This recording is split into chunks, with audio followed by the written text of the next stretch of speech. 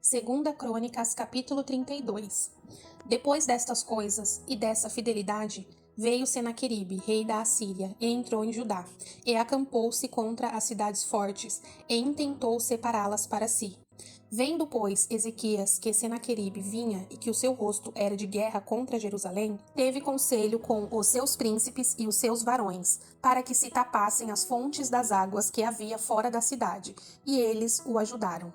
Assim, muito povo se ajuntou e tapou todas as fontes, como também o ribeiro que se estendia pelo meio da terra. E disseram: Por que viriam os reis da Assíria e achariam tantas águas? E ele se fortificou, e edificou todo o muro quebrado até as torres. E levantou outro muro para fora, e fortificou a Miló na cidade de Davi. E fez armas e escudos em abundância.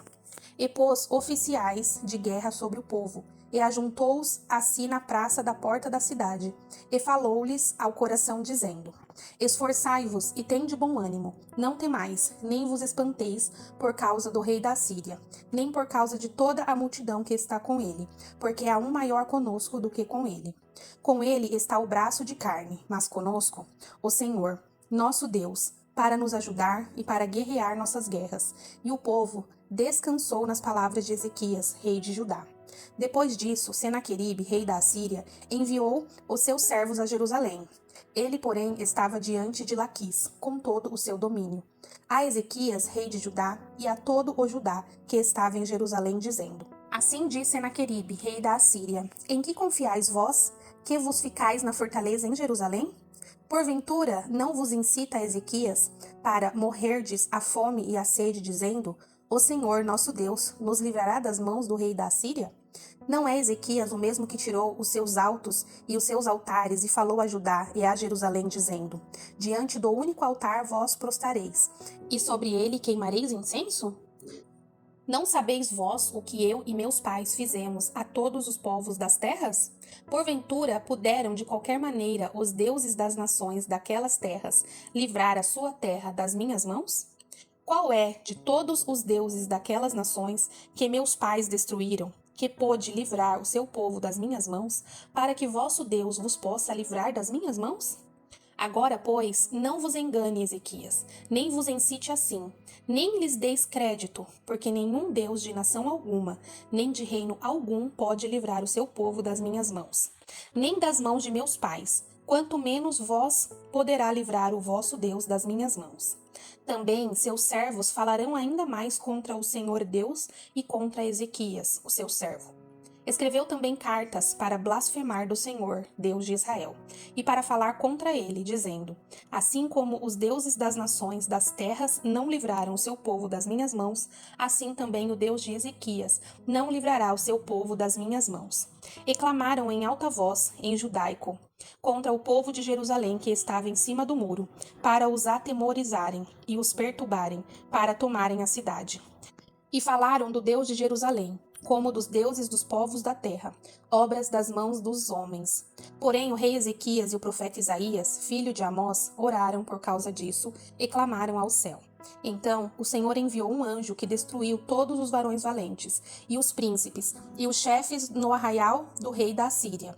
E este tornou com vergonha de rosto a sua terra. E entrando na casa de seu Deus, os mesmos que descenderam dele o mataram ali à espada. Assim livrou o Senhor a Ezequias e aos moradores de Jerusalém, das nações de Senaqueribe, rei da Assíria, e das mãos de todos, e de todos os lados os guiou. E muitos traziam presentes a Jerusalém, ao Senhor, e coisas preciosíssimas a Ezequias, rei de Judá, de modo que, depois disso, foi exaltado perante os olhos de todas as nações. Naqueles dias, Ezequias adoeceu de morte, e orou ao Senhor, o qual lhe falou e lhe deu um sinal. Mas não correspondeu Ezequias ao benefício que se lhe fez, porque o seu coração se exaltou, pelo que veio grande indignação sobre ele e sobre Judá e Jerusalém. Ezequias, porém, se humilhou pela soberba do seu coração, ele e os habitantes de Jerusalém, e a grande indignação do Senhor não veio sobre eles, nos dias de Ezequias.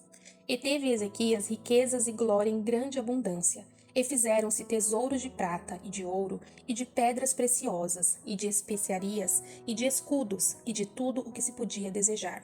também armazéns para a colheita do trigo, e do mosto, e do azeite, e estrebarias para toda a casta de animais, e currais para os rebanhos. Edificou também cidades e possuiu ovelhas e vacas em abundância, porque Deus lhe tinha dado muitíssima fazenda. Também o mesmo Ezequias tapou o manancial superior das águas de Giom, e as fez correr por baixo para o ocidente da cidade de Davi, porque Ezequias prosperou em toda a sua obra.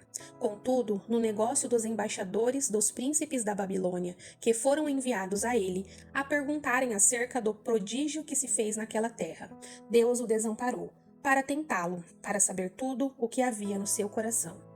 Quanto ao resto dos atos de Ezequias e as suas beneficências, eis que estão escritos na visão do profeta Isaías, filho de Amós, e no livro da história dos reis de Judá e de Israel. E dormiu Ezequias com seus pais, e o sepultaram no mais alto dos sepulcros dos filhos de Davi. E todo o Judá, e os habitantes de Jerusalém lhe fizeram honras na sua morte, e Manassés, seu filho, reinou em seu lugar.